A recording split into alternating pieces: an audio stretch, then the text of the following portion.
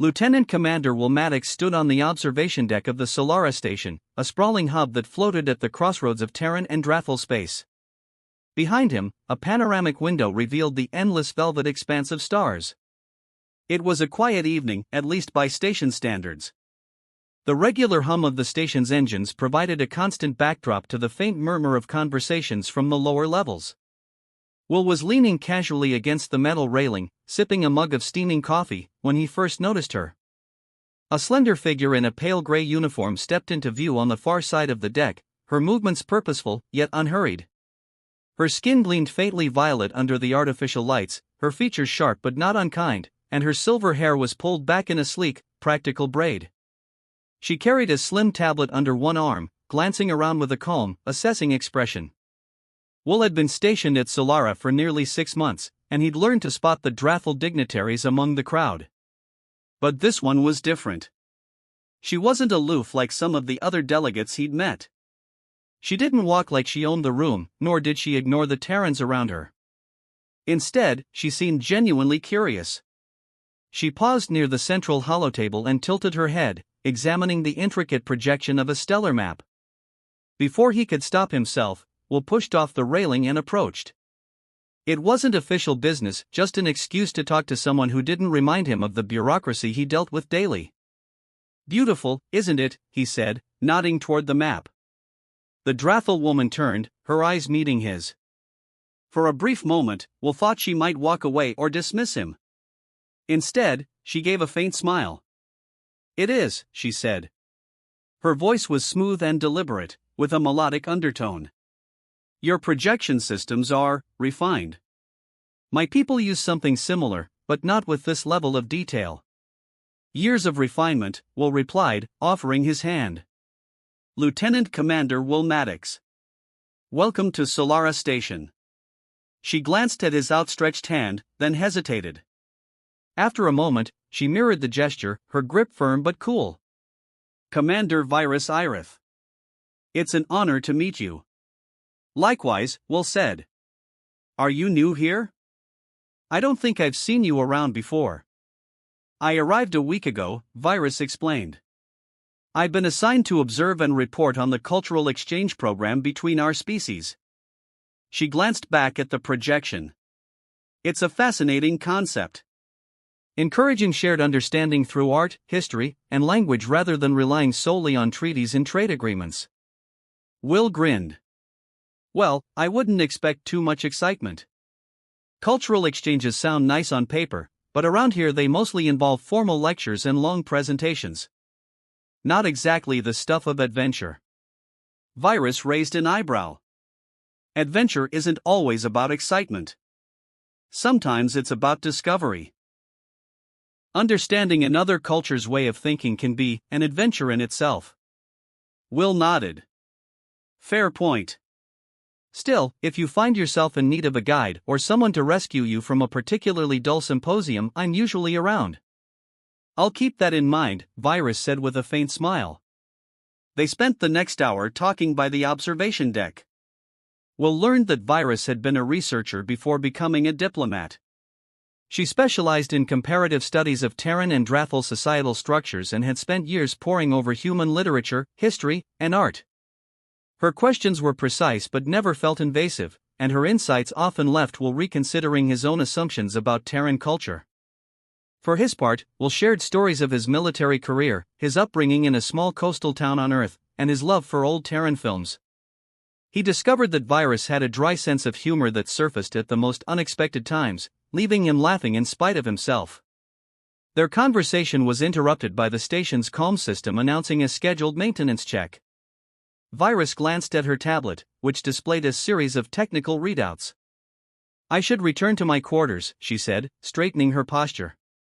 "It was a pleasure speaking with you, Lieutenant Commander Maddox." "Call me Will," he said. "And likewise, Commander Irith." "Virus," she corrected, her expression softening slightly. "If we're dispensing with formality, you may as well use my given name." Will smiled. "Virus it is, then. I hope we can continue this conversation sometime." "I look forward to it," she replied before turning and walking away. Will watched her go, already looking forward to their next encounter. For the first time in a long while, the station felt a little less like a remote outpost and a little more like something else. Something he couldn't quite define yet, but he knew he wanted to explore further. The station's central promenade was bustling as Wilmatics wove through the crowd. Merchants hawked imported goods from across the Terran Confederation and beyond, their booths lined with colorful fabrics, exotic foods, and trinkets crafted from rare minerals. Drathal visitors mingled with Terran personnel, their silvery tones and graceful movements standing out against the more utilitarian uniforms of the human crew. Will paused at a stall selling handcrafted sculptures and glanced at the intricate carvings on display. Virus Irith was already there, inspecting a smooth, violet crystal that caught the light like liquid flame. She turned it over in her hands, the intensity in her gaze suggesting she was trying to discern more than just its surface beauty. "Looks like it might have your name on it," Will said as he stepped closer. Virus looked up, her eyes meeting his. A smile tugged at her lips. "Is that so, Will?" "Just a guess." "It's got that same, I don't know, sleek elegance you do." She raised an eyebrow. "Sleek elegance?" He shrugged. "Call it a compliment." Her expression softened. "Then I'll take it as one. Although I wasn't planning to buy it. I prefer to collect artifacts with historical significance, not just aesthetic appeal." "You might have better luck in the archive gallery, then," Will offered. "They've got a new exhibit on early Terran exploration. Could be right up your alley." "An intriguing suggestion," Virus said, placing the crystal back on the table. "Shall we go together?" The gallery was quieter than the promenade, the air hushed as visitors wandered through holographic displays of ancient star charts and early spacecraft. Virus moved with purpose, stopping occasionally to examine a particular artifact more closely. Will followed, pointing out details she might have missed. "See that engraving there," he said, gesturing to a plaque beneath a worn spacecraft panel. "That's the insignia of one of Earth's first interstellar missions. They used to hand paint them on before we had proper decals." Virus leaned closer, her voice thoughtful. "You humans have a remarkable affinity for leaving personal marks on your creations. It's as though each piece carries a story." "We're sentimental like that," Will replied. "Even our machines have histories." She glanced at him. "That sentimentality is one of the things I find most fascinating about your culture. You attach meaning to objects, places, even words in a way that feels deeply personal." "Isn't that true of your people, too?" he asked. "Surely the Drathal have traditions that carry personal meaning." "Of course," Virus said, turning her attention to a hologram of an ancient Terran telescope. "But our approach is more deliberate. When we commemorate something, it is through formal ceremonies, preserved records, and carefully chosen symbols. The human tendency to imbue even the smallest trinket with emotional weight is different." "Different doesn't mean bad," Will said with a grin. "Just means you've got more to learn." Virus smirked. "And who will be my teacher?" "Well," Will said, "I happen to have a lifetime of human sentimentality under my belt. Could be a good start." As they moved through the gallery, their conversation shifted from history to more personal topics. Will told her about his family, the small fishing village he grew up in, and how he used to spend summers on a rickety boat with his grandfather, learning the old trade. Virus listened intently, occasionally asking questions that surprised him with their depth. She seemed genuinely interested in the details of his life, in the way Terrans lived and worked and loved.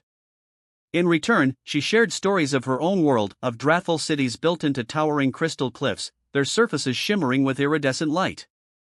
She spoke of quiet nights spent studying the constellations from her home's observatory dome and of her early training as a cultural researcher before she joined the diplomatic corps. "What made you shift from research to diplomacy?" Will asked as they stopped at a display showing a map of early Terran colonies. Virus hesitated, her gaze distant. "I realized that understanding another culture isn't enough if you cannot communicate that understanding. Diplomacy allows me to bridge the gap between knowledge and action." Will nodded. "Makes sense. Guess you've got to get your hands dirty sometimes, not just stay buried in books." Precisely, Virus said, a faint smile returning. It is fulfilling in its own way. They left the gallery together, stepping back into the livelier atmosphere of the station's corridors. The conversation continued, shifting to lighter topics: food preferences, music styles, even the odd quirks of station life. At one point, Virus stopped by a kiosk that offered a mix of Terran and Drathel snacks. She examined a package of bright blue wafers, reading the label carefully. Want to try some? Will asked. They're surprisingly good. Virus tilted her head. What do they taste like? Sweet and a little tangy. Sort of like fruit but with a bit of a kick. She considered for a moment before purchasing a small pack. Will watched as she took a bite, her expression shifting from curious to pleasantly surprised. Not bad, she admitted. Though I'm not sure I'd call it fruit. Will chuckled. Fair enough. We've got some interesting tastes. They found a quiet corner of the promenade to sit and share a few of the snacks. The conversation flowed easily, punctuated by moments of comfortable silence. Will couldn't remember the last time he felt so at ease with someone from another species, so willing to let the formalities drop and just talk. As the station's artificial day cycle dimmed the lights slightly, signaling the approach of night, Will glanced over at Virus. Her expression was calm, her gaze fixed on the view through the nearby window.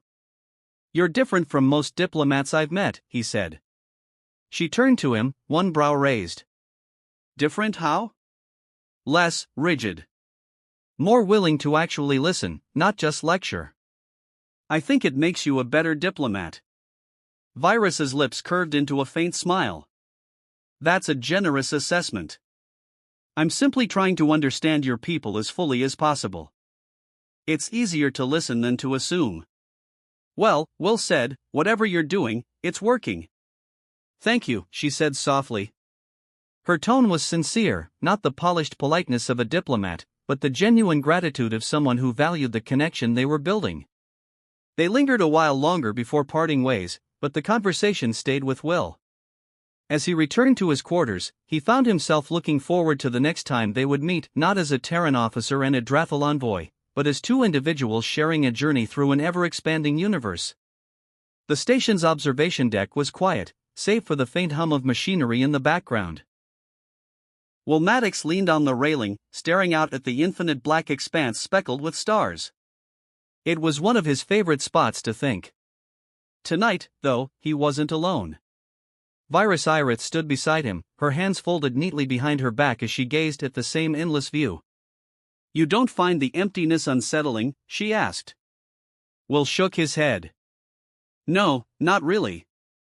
It's not emptiness, at least not to me. It's potential. Every star out there might have a story waiting to be uncovered. Virus turned to him, her violet skin catching the faint glow of the overhead lights. Potential. An interesting perspective. My people often view the void as a reminder of our insignificance. He gave her a sideways glance. Sounds a bit bleak. Not bleak, she said. Practical. It keeps us focused on what's close, what's tangible. But I see your point. The stars can be more than just distant objects. They can be opportunities. Will grinned. There you go. You're starting to think like a human. Her lips curved into a faint smile. I suppose that's part of the cultural exchange. They fell into a comfortable silence, the quiet punctuated by the occasional soft beep of a nearby console. Then Virus spoke again. I've been reading more about your world's bonding rituals, she said, her tone measured. Bonding rituals? Will repeated. Yes. The ceremonies you perform when forming partnerships, families. Weddings, I believe you call them. Will raised an eyebrow. What's got you so interested in that? Virus tilted her head slightly. You told me once that humans attach personal meaning to even the smallest things. I wanted to understand how that extends to your relationships. The idea of formalizing a bond through a shared ceremony, with witnesses and symbolic acts, is fascinating. I've been reading accounts of Terran weddings and watching recordings. Will chuckled. You've really done your homework. I try to be thorough, she replied. But I'm curious, what does it feel like to be part of such a ritual? To stand before your people and publicly declare a connection so profound? He considered her question for a moment. I guess it's about trust. You're standing there, telling the world, this is the person I choose. This is the person I'm going to rely on, no matter what. It's a big deal, but it's also kind of comforting, you know? It's like having an anchor when everything else feels uncertain. Virus nodded slowly. I see. It's more than just a formality. It's a declaration of interdependence. Exactly. She hesitated, her gaze flicking back to the stars. I wonder if such rituals would have meaning for my people. We don't practice anything quite like it, but the concept of publicly affirming a bond does hold a certain appeal. Maybe it's not about doing it exactly like humans do, Will said. Maybe it's about finding a way that feels right for you. Virus didn't respond immediately. Instead, she reached out and placed her hand lightly on his arm. The touch was brief, almost fleeting, but it carried a weight that made Will pause. What was that for? He asked softly. She withdrew her hand, her expression calm. A gesture of gratitude. You have been patient with my questions, and I appreciate that. He smiled. You don't need to thank me for answering a few questions. It's more than that, she said. You've been open. That is not something I encounter often. Will felt a faint warmth creep up his neck. Well, I guess you bring it out of me. Virus met his gaze, and for a moment, there was something unspoken between them. It wasn't just about cultural exchange or professional cooperation. It was something deeper, something neither of them had fully acknowledged yet. The sound of footsteps broke the moment. Another crew member entered the observation deck, nodding briefly to Will and Virus before continuing on. We should continue this discussion later, Virus said, her tone returning to its usual composed cadence. Perhaps over one of those coffees you enjoy so much. Will grinned.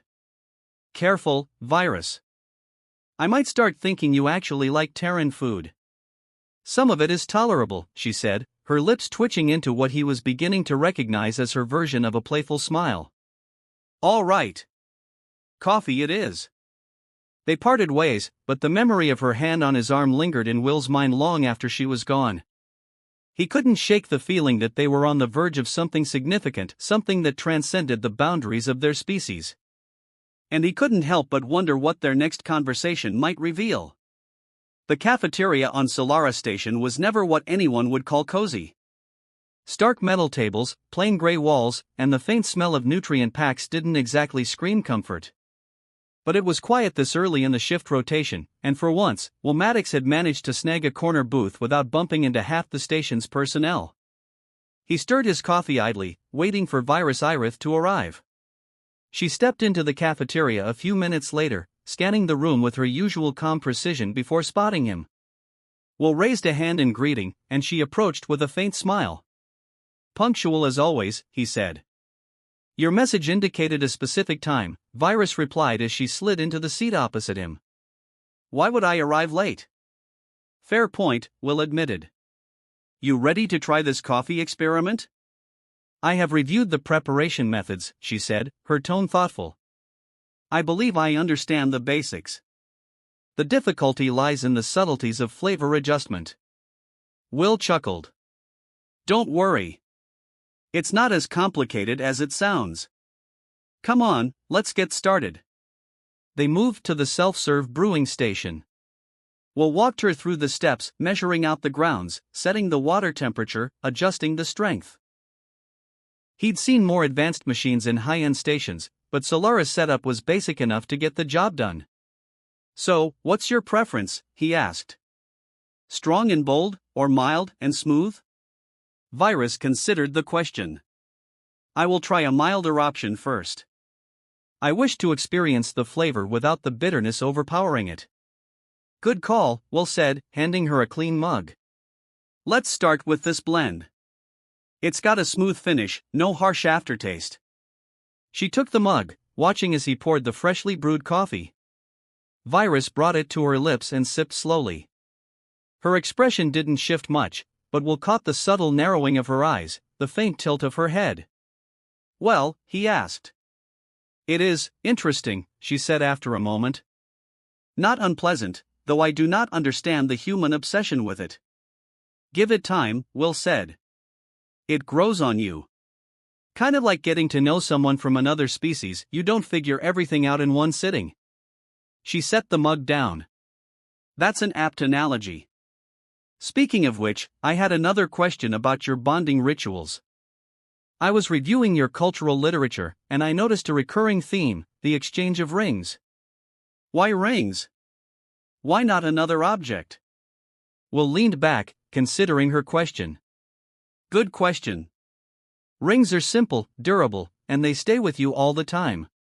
It's a symbol that's both practical and meaningful. Plus, there's something about a circle, no beginning, no end, that represents eternity. Virus studied him, her violet eyes unwavering. A continuous loop. That is quite poetic. Do humans believe that such symbols truly bind them, or is it more about the shared acknowledgement of the gesture? Both, I think, he said. It's not the ring itself that binds you, it's what it stands for. But having that symbol, something you can see and touch every day, it's a reminder. And maybe we're not so different after all, Will said. Virus's lips curved slightly. In some ways, perhaps not. They spent the next half hour discussing various traditions, Terran and Drathel alike. Will explained how different cultures on Earth had unique wedding customs, the breaking of glass in some ceremonies, the tossing of rice, the intricate dances. Virus shared stories of Drathel bonding ceremonies, which involved complex patterns drawn on their skin with iridescent inks that glowed faintly under certain lighting. The patterns are chosen carefully, she said, tracing an invisible line along her forearm. They reflect the individual's shared experiences, their hopes for the future. When the ceremony is complete, the patterns remain for a time, serving as a visual reminder of their bond. That's beautiful, Will said. I'd love to see one of those ceremonies someday. Perhaps you will, she replied. As they finished their coffee, the conversation turned lighter. Will shared a story about his brother's wedding, where a particularly mischievous cousin had swapped the groomsman's shoes with bright neon sneakers just before the ceremony. Virus actually laughed, a quiet, melodic sound that caught him off guard. Your family gatherings sound lively, she said. That's one word for it, Will said, grinning. So, what about you? Any memorable family gatherings? Virus tilted her head, her expression thoughtful. Our family gatherings are more subdued. We exchange knowledge, share recent accomplishments, and discuss plans for the future. It is less chaotic than what you describe, but no less meaningful. Sounds nice, he said. Maybe a little calmer than what I'm used to, but nice. They carried their empty mugs back to the return station and strolled out into the main corridor. The station was coming alive as more crew members and visitors began their shifts. Despite the growing bustle, Will felt a sense of ease walking alongside Virus. I must thank you, she said after a moment.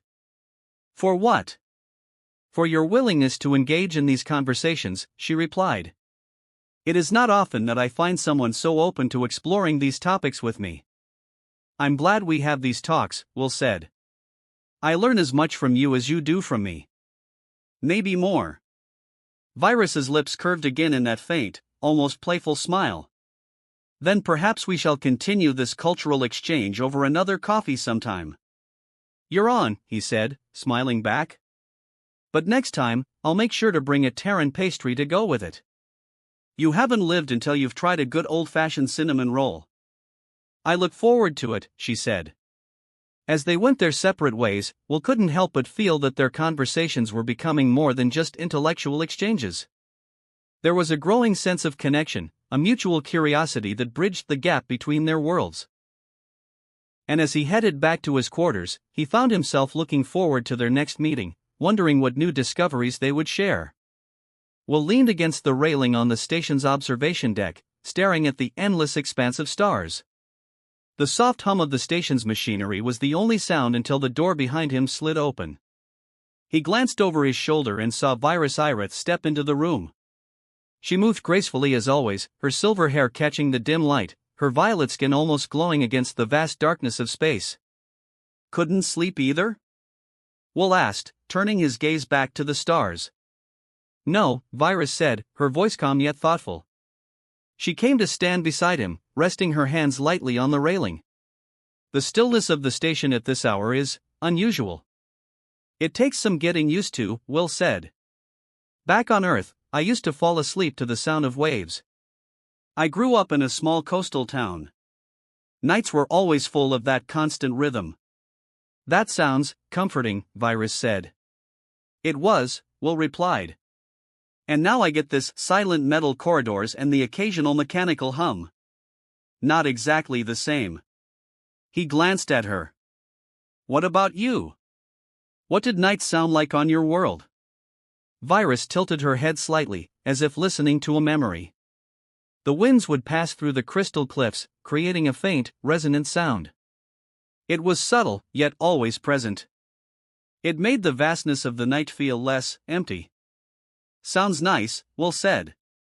"I guess we're both a long way from home." "Yes," Virus agreed, her voice softer now. "A very long way." They stood there in companionable silence for a while, the stars glinting like distant promises. Then, out of the corner of his eye, Will noticed Virus shift her weight slightly, as if she wanted to say something but wasn't sure how. "You know," Will said, breaking the quiet, "it's not so bad having someone to share these moments with." She turned to look at him. "I was thinking the same thing." Her words hung in the air between them, simple yet profound. Will straightened, facing her more fully. "Virus, he stopped, unsure of how to phrase what he wanted to say. "Yes," she prompted, her voice steady but her eyes searching his. Will took a breath. "I feel like we've built something here. Something I didn't really expect. And it's more than just the cultural exchange or the diplomacy. It's you, Virus. I find myself looking forward to seeing you every day. Talking to you. Learning from you." Virus regarded him quietly for a moment before stepping closer. "I feel the same way, Will. Our time together has been unexpected, but it has brought me clarity. I value our connection." Her admission sent a warm, almost electric charge through him. Slowly, he reached out, brushing a stray strand of silver hair from her face. She didn't pull away. Instead, she tilted her head slightly, leaning into his touch. "I wasn't sure if you felt the same," Will admitted. "Terrans do not always say what they mean," Virus said with a faint smile. "But I have learned to read your expressions. Guess I'm an open book, huh?" Will said, chuckling softly. "Not entirely," she replied. "But you are more transparent than you think." Her gaze dropped to his hand, which had moved from her hair to her cheek. Her fingers came up to rest lightly on his wrist, holding it there. Will felt his pulse quicken at the simple contact. Slowly, almost cautiously, he leaned in. Virus didn't move away, if anything, she seemed to close the small distance between them. Their lips met softly, the touch tentative at first, then growing more sure. It wasn't rushed or frantic. It was as if they had all the time in the universe to explore this fragile, profound connection. When they finally broke apart, Will rested his forehead lightly against hers, their breaths mingling in the quiet. "I don't know what comes next," he said, his voice barely above a whisper. "Neither do I," Virus replied, her fingers still brushing against his. "But we will face it together. Whatever it may be." Will pulled back slightly to look into her eyes.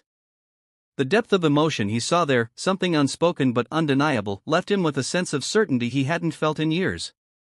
He gave her hand a gentle squeeze, and she returned it with equal strength. "We'll figure it out," he said. "Yes," she said simply. "We will."